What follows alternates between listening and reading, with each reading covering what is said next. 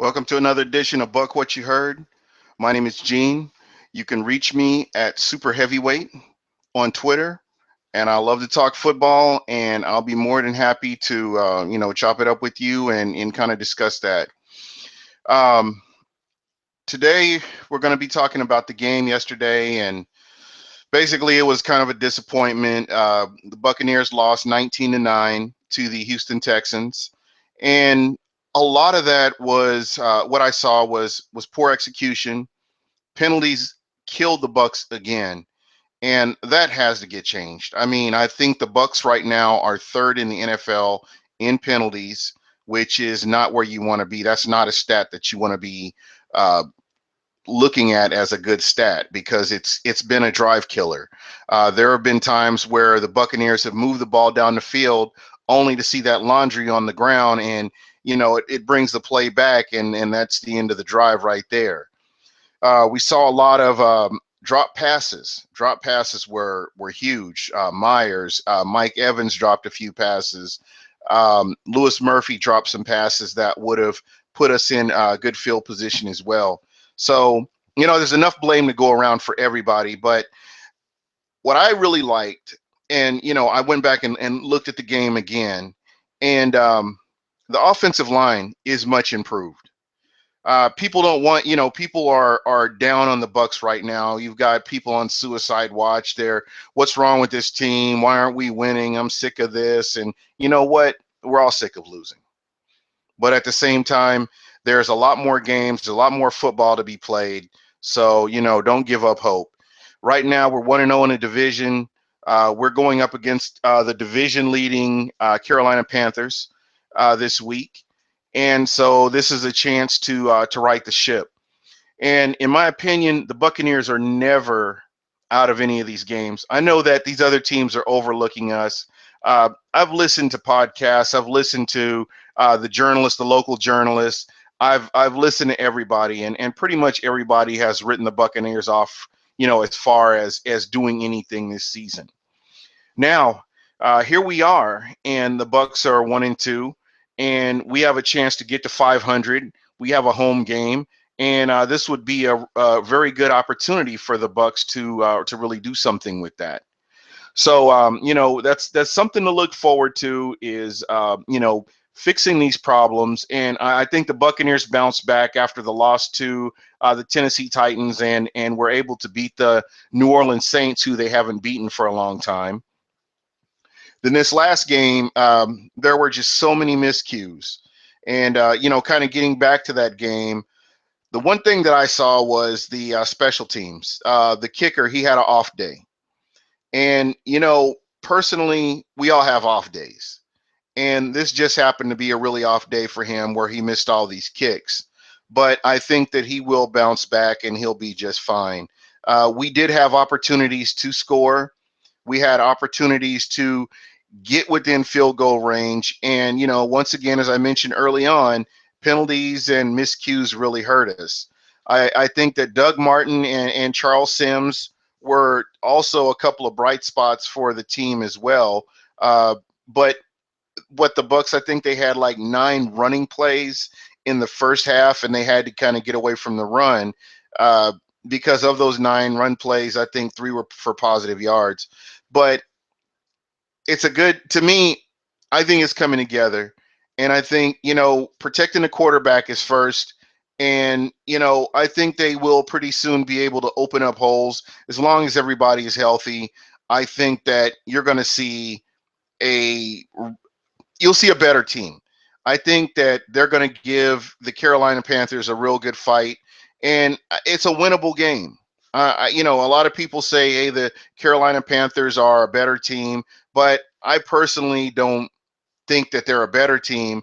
I think that you have to go out every Sunday and play the game, and I think that the Bucks do have an opportunity to win against Carolina.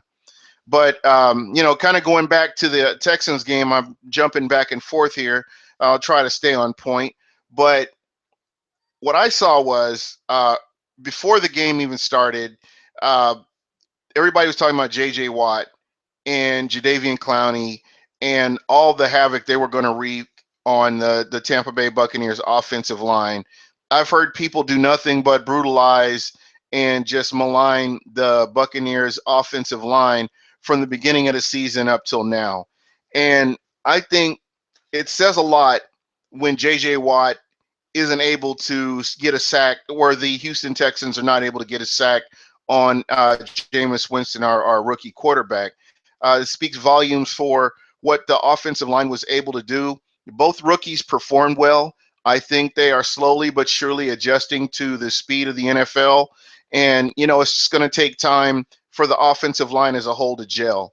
And what I saw was an offensive line that is starting to really care for the quarterback. I saw the low hit on Jameis Winston, and I saw Logan Mankins looking to get at somebody because of that. Protecting his quarterback, having his quarterback's back, and that's what we needed to see. That's what we want to see, and hopefully we'll see more of that. In the weeks to come. I thought Doug Martin had some really nice runs, and it just takes patience. But with all the miscues, with all the penalties, plays coming back, you almost had to somewhat abandon the run and work with the passing game, and it worked out. It didn't work out in our favor. We need to convert those third down, or I shouldn't say we, but the Tampa Bay Buccaneers need to convert those third downs and keep the ball going and keep being able to make plays. What I saw yesterday was a defense that couldn't stop the run.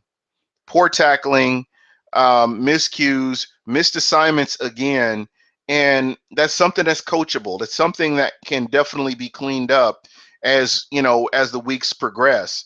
I know that the Buccaneers looked at film, and I listened to the press conference that Lovie Smith had earlier today, and same sentiments. Basically, uh, we didn't we didn't do what we needed to do, and that's basically what he was saying. Our team, from coaching, special teams, offense, and defense, didn't do what they needed to do to win. So I really feel like if they can clean up these penalties, if they can clean up the miscues and play in their assigned position and trust in this defense, it can definitely work. Another thing that I did notice, and I think I've been talking about this going back to the draft, the Buccaneers need pressure on the quarterback. That front four, the defensive front, is just not getting any pressure on the quarterback, and it's not making a challenge for him. He's able to scan the field. He's able to get those quick passes out, and that's what really hurt us. And mixing all that up, they're being able to convert first down after first down. They're able to keep the ball longer, and their possession was really high as well. So you know I believe in this team. I honestly, what I saw is improvement. What I think is going to happen is pretty soon it's all going to come together and the Buccaneers are going to start winning. Uh, I know a lot of people are like, oh, we're missing all these pieces. But what I'm seeing is, a lot of teams are missing pieces. And you look at Carolina's wide receivers. They're making do with the wide receivers that they have, Ted Ginn Jr. and uh, they're making do with what they have. The running game. You've got Cam Newton. So I don't see why, the Buccaneers can't do the same thing. And, it's just going to take a little bit of time. As I mentioned before, you have a brand new offensive line, and these guys, this is the first season that they're playing together. And I think over time, it's going to work itself out. But it's a good sign when you play against a Jadeveon Clowney, a J.J. Watt, and you're able to keep your quarterback upright and give him opportunities to make plays. So I take that as a plus. And I know there are no moral victories in the NFL, but for me, what I wanted to see was progress. And I've been preaching this from day one. I want to see progress. Another thing that really irked my nerves was watching Tim Jennings get penalty after penalty after penalty after penalty. He should have been pulled and given Alteron Werner a chance to get his spot back. But Tim Jennings, that experiment, I hope it's over. I really do. I don't want to see the guy on the field anymore. To be honest, it was atrocious watching this guy trying to cover, and mistake after mistake after mistake. And he pretty much helped the Houston Texans stay on the field, making penalties the way he was, or making poor choices on plays. And Lovie Smith has to see this. He has to be able to look at the film and say, "Hey, that wasn't such a good idea. Let's see if we can get Werner back there." They paid Werner all this money, and now they're trying to bring Tim Jennings in, and I do believe that Werner is a better option. I will say on the other side of the ball, Jonathan Banks went out, and I'm not for sure what the injury is with him. We'll just have to kind of keep an eye out on that to see how that progresses. But I just wanted to take time to get on here and talk about this game, this previous game. I didn't really get to speak on it too much last week, just a few minutes. But I really see improvement with the Buccaneers. I know the loss, the L doesn't show it, but I feel that if things had gone differently, it would have been a different game. You talk about missing 1, 2, 3 field goals and extra point is 10 points. That's shoulda, coulda, woulda. There were other opportunities to make plays. There were other opportunities to stretch the ball down the field, and those things didn't get done. So, as a whole, I still have faith in this team. I think this team can contend with anybody that they play against this season. I don't want to hear about, the Tampa Bay Buccaneers are going to get blown out every game, because all in all, that game last week, the Buccaneers should have won it. Not taking anything away from the Houston Texans. They played their game. They stayed in their game plan and executed as they should. Now, on the Buccaneers side of the ball, on the defensive side, we saw missed tackles, which is very uncharacteristic of a Lovie Smith team. So that's something that is coachable, and I know that they're going to be able to clean that up and get that all straightened out. So, with that being said, that's it's coachable. I know I said that before, but that's, basically, where I'm going with that is it's definitely coachable. It's something that they should be able to fix in short order in time for this home game against the Carolina Panthers. So, this game coming up is a big game, very important. It's going to it could potentially put the Tampa Bay Buccaneers at 500 again and put us at 2-0 in the division if we can win this game. So the big keys for me is stopping Cam Newton, number one. That's the biggest and most important thing is stopping Cam Newton. The running game, they have some. Their running backs always give the Buccaneers fits, and it kind of goes along with the offensive line. So the Buccaneers really have to. That front four really has to make a difference in shutting this down. And this team has in the past been able to hold Cam Newton in check, but then there have been other games where he's just blown it wide open with his legs. And it just remains to be seen which Tampa Bay Buccaneers team is going to show up for this game. I'm hoping that this embarrassing loss to the Houston Texans will wake them up and get them in a place where they can go out and win this game.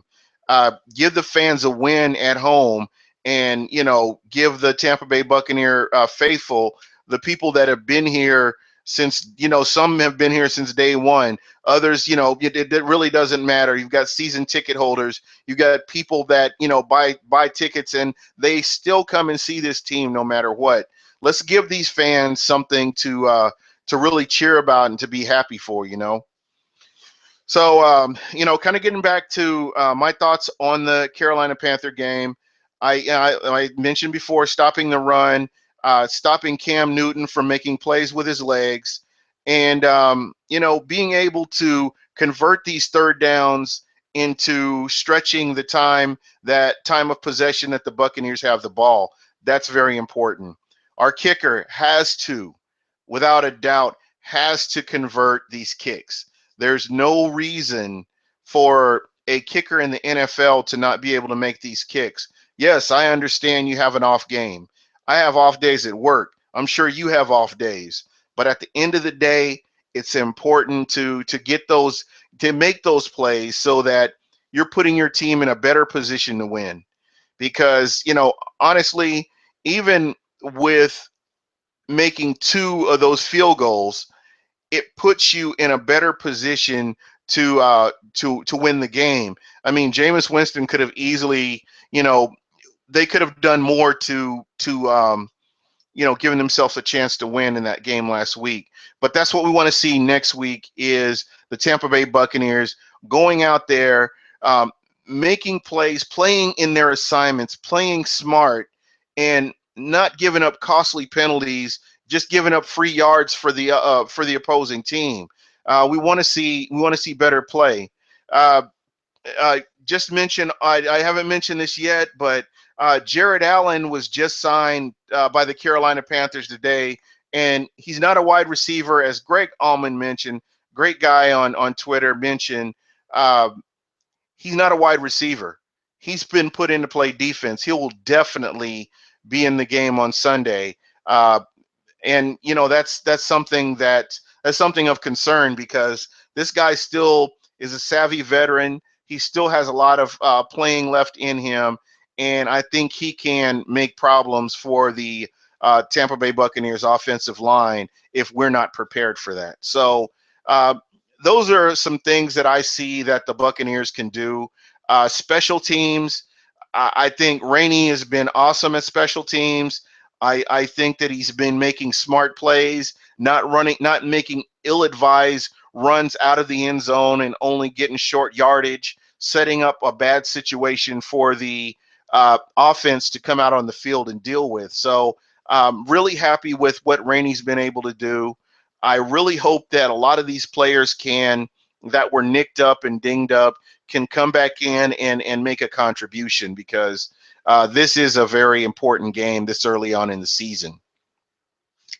So with that being said, I'm really, there's a lot of teams out there that are making noise. The Arizona Cardinals. Uh, we see a lot of teams got their first win this week. The Houston Texans, the Philadelphia Eagles got their first win. So there's a lot of football to be played. And yes, it was a disappointing loss, but at the end of the day, we have to wait till the end of the season to see how all this shakes out. And I really do believe that the Buccaneers are going to get more wins in the future than what a lot of people give them credit for. There are going to be a lot of teams that are going to overlook the Tampa Bay Buccaneers, look on to the next game, and we are going to surprise a lot of teams. So, fans, anybody that's watching, keep the faith.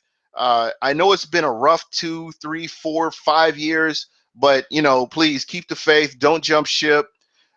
Give this coach a chance to get this system in place. Give him a chance to get this line ready. And I know a lot of these issues can be resolved with coaching.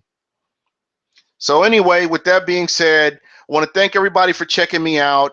Yes, definitely a Bucks life. We are going to come together as a fan base. The Buccaneers are going to start winning, and you're going to see something different. I promise. And just hang in there. I know I am. So everybody have a good night and peace.